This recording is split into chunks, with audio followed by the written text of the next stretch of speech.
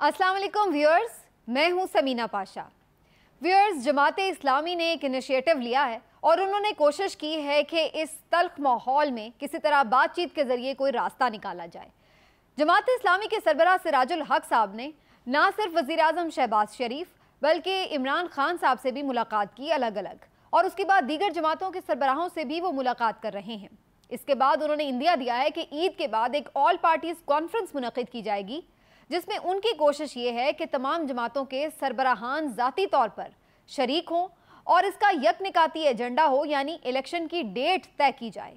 तमाम पार्टीज़ यहाँ पर अपना इनपुट दें और कोशिश की जाए कि इत्तेफाक़ राय से किसी एक ही दिन इलेक्शन के लिए मुत्तफ़िक हो जाएं और फिर सारे मुल्क में एक साथ इलेक्शन करवा लिया जाए। आइडियली ये सारी कहानी और ये सारी प्लानिंग बहुत ही ज़बरदस्त महसूस होती है। जमात इस्लामी और सिराजुल हक साहब यूं भी सब के लिए बातचीत के लिए काबिल कबूल ऑप्शन हैं और तमाम जमातें उनकी रिस्पेक्ट भी करती हैं। उनकी जानिब से अगर कोई ऐसी ऑल पार्टीज़ कॉन्फ्रेंस मुनक़िद की जाती है तो बज़ाहिर किसी को भी वहाँ पर शिरकत करने से एतराज़ भी नहीं होगा। लेकिन अब इसमें दो तीन अहम सवालात हैं।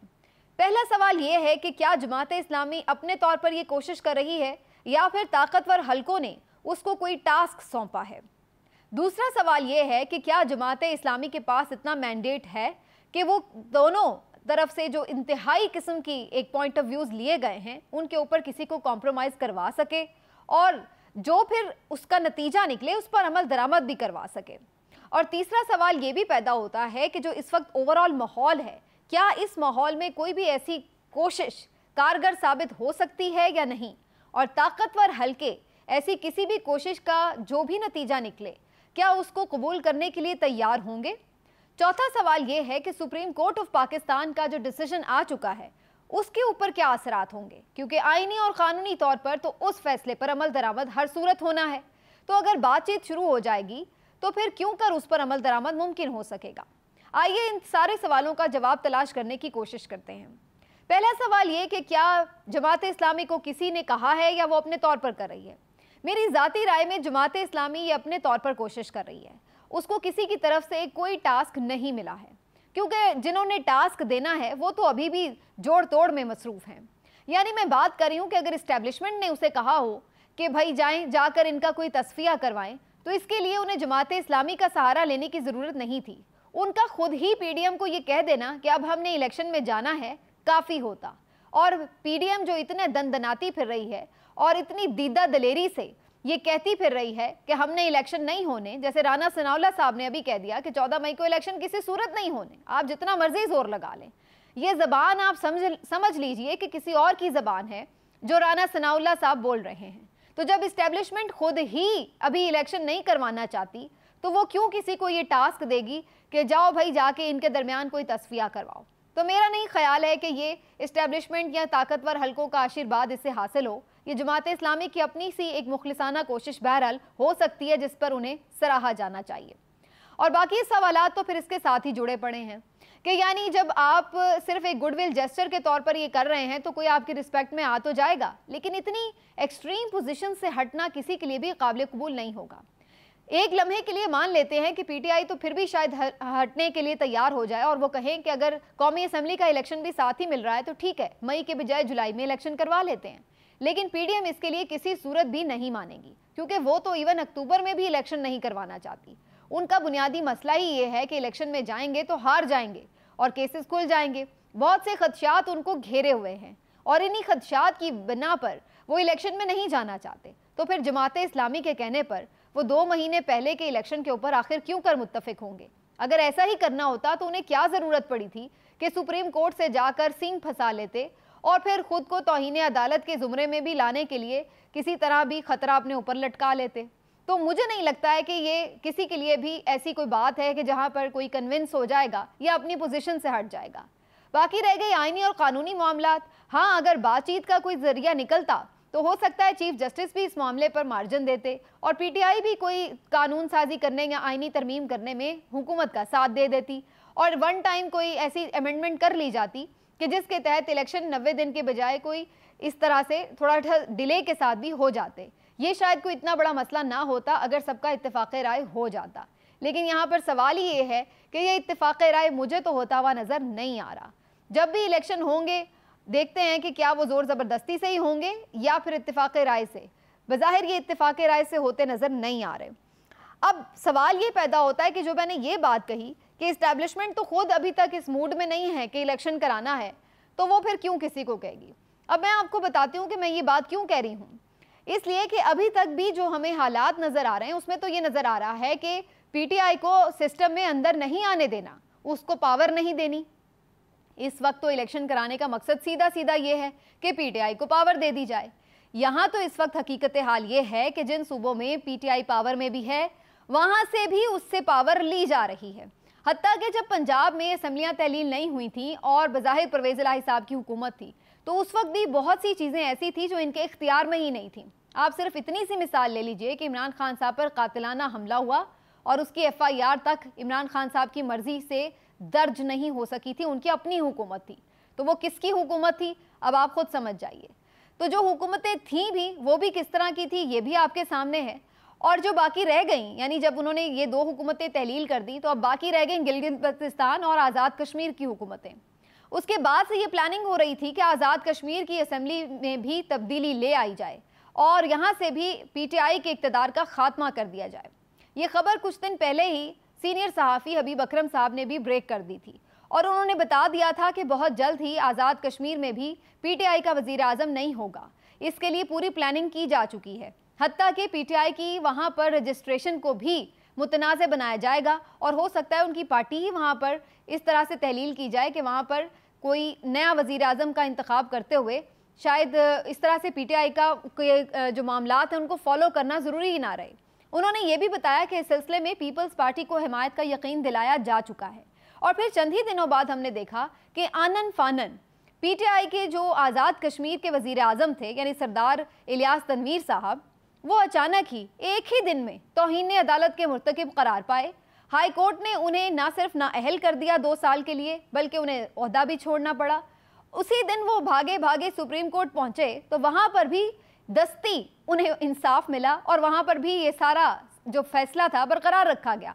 उन्होंने बहुत माफ़ियाँ मांगी, गैर मशरूत माफ़ियाँ मांगी, लेकिन उनकी कोई सुनवाई ना हुई। कहीं ना कहीं ये फैसला हो चुका था कि उन्हें घर भेजना ही था और ऐसा ही कर दिया गया। एक ही दिन के अंदर हाई कोर्ट और सुप्रीम कोर्ट से फैसले आ गए और सरदार साहब को घर जाना पड़ा। उसके बाद उनकी काबीना भी ऑटोमेटिकली तहलील हो गई। अब बारी थी नए वज़ीर आज़म के इंतखाब की। बड़ा सादा सा फार्मूला था कि नया वज़ीर आज़म अगले ही दिन मुंतखब कर लिया जाता, क्योंकि पीटीआई का वज़ीर आज़म भले नाअहल हुआ था लेकिन वहाँ पर अभी भी पीटीआई मेजॉरिटी में थी। मैं अगर आपको बताऊँ तो पीटीआई के मजमूई तौर पर वहाँ पर 33 अरकान थे, जिनमें से एक वज़ीर आज़म खुद थे। वज़ीर आज़म के नाअहल होने के बाद पीटीआई के वहाँ पर 32 अरकान रह गए। अब अगर अपोजिशन की ऊपर नज़र डालें तो वहाँ पर तमाम जो अपोजिशन की पार्टियाँ हैं उनकी मिला के जो अक्सरियत बनती है वो 20 अरकान की थी। यानी पीटीआई के पास 32 और अपोजिशन के पास 20 अरकान थे। वज़ीर आज़म बनने के लिए 27 अरकान की हिमायत दरकार होती है।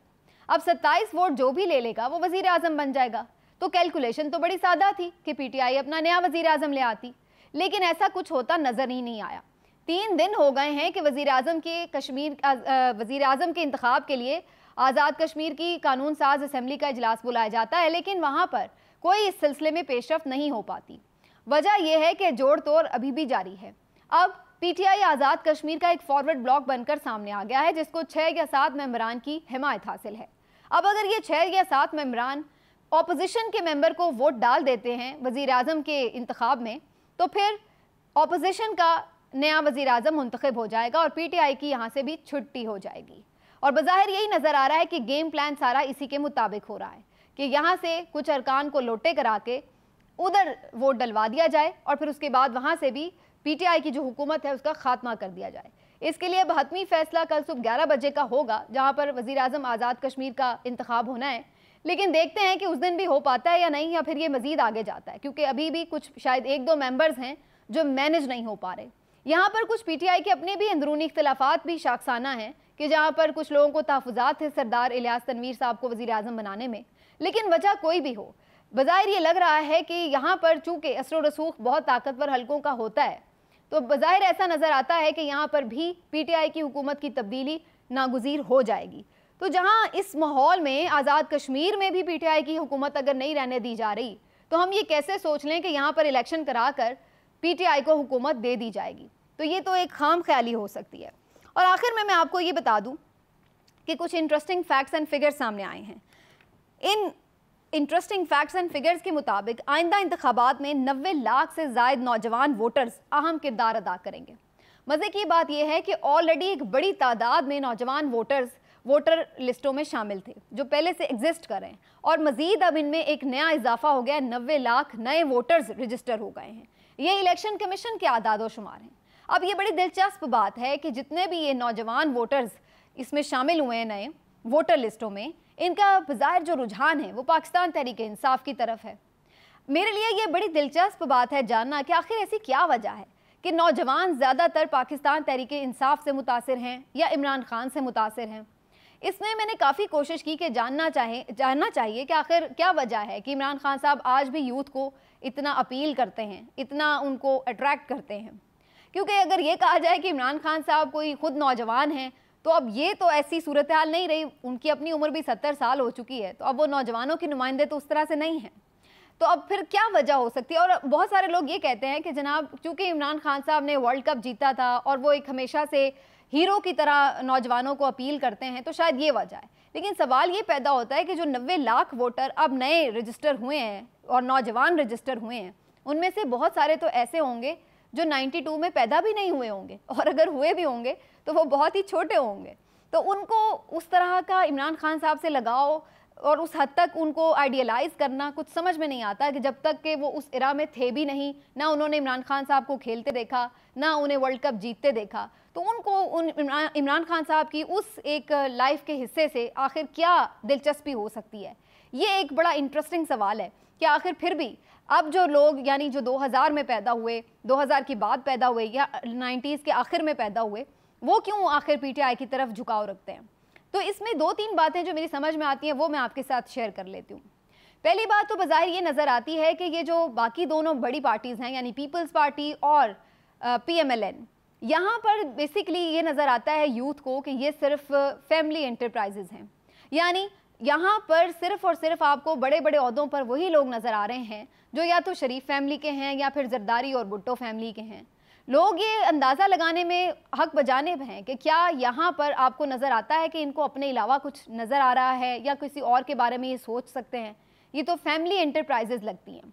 दूसरी एक वजह ये भी है कि इन लोगों का यानी इन दोनों अगर सियासी जमातों के करता धरताओं का देखें हम रहन सहन, इनके रहने के तरीके देखें, इनका जो लेविश स्टाइल है, लाइफ स्टाइल है, उसको आप देखें, तो उसको यहाँ का जो गरीब नौजवान है या मुतवसत तबके का नौजवान है वो ख़ुद को उसके साथ रिलेट नहीं कर सकता।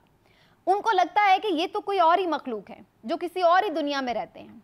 इनका रहन सहन, खाना पीना, ओढ़ना बिछोना, इनका जो लाइफ स्टाइल है, जो शाहाना अंदाज है, जो ऐशो इशरत की ज़िंदगी है, वो इसको अपने साथ कनेक्ट नहीं कर सकते। जबकि इसके बरक्स अगर इमरान खान साहब को वो देखते हैं तो वो देख सकते हैं कि ये एक ऐसा आदमी है जो आम वही कपड़े पहनता है जो हम लोग भी पहन सकते हैं। इसके हाथ में वैसी ही चीज़ें हो सकती हैं जो वही पेन इस्तेमाल कर रहा होगा जो मैं भी कर सकता हूँ। इसके पैर में जो जूता है वो मैं भी अफोर्ड कर सकता हूँ। अगर ये ज़मीन पर बैठा होकर इफ्तार कर रहा है तो मैं भी ज़मीन पर बैठकर इफ्तार कर सकता हूँ। उसको ये महसूस होता है कि ये मेरे हालात से करीब तर शख्स है। जबकि अगर वो इन लोगों को देखता है तो ये किसी बादशाह सलामत की तरह नज़र आते हैं।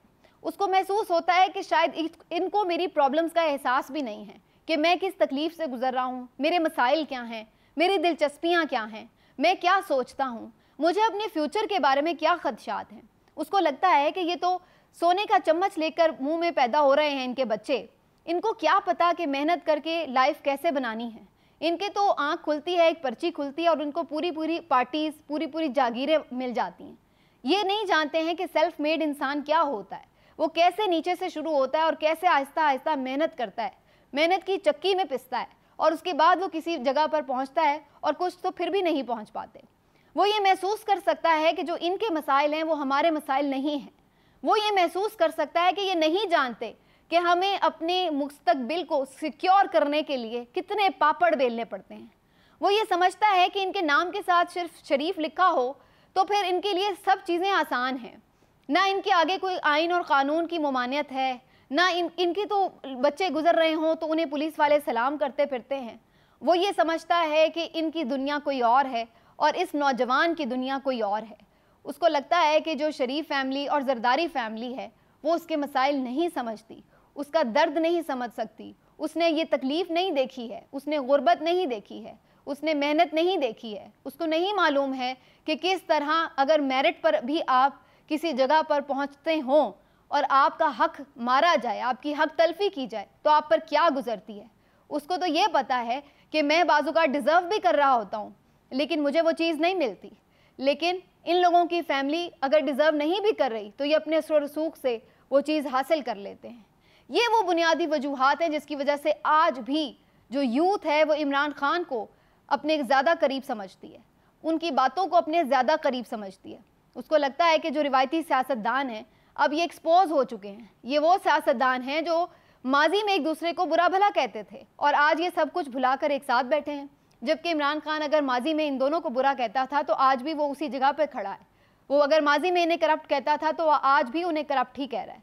वो ये समझते हैं कि इमरान खान अगर किसी प्रिंसिपल स्टैंड पे है तो वो वहाँ पर खड़ा है, जबकि ये पार्टीज़ जो हैं अपने सियासी मफादात की खातिर एक दूसरे को गले भी लगाती हैं और एक दूसरे के ऊपर कुफर के फतवे भी लगाती हैं।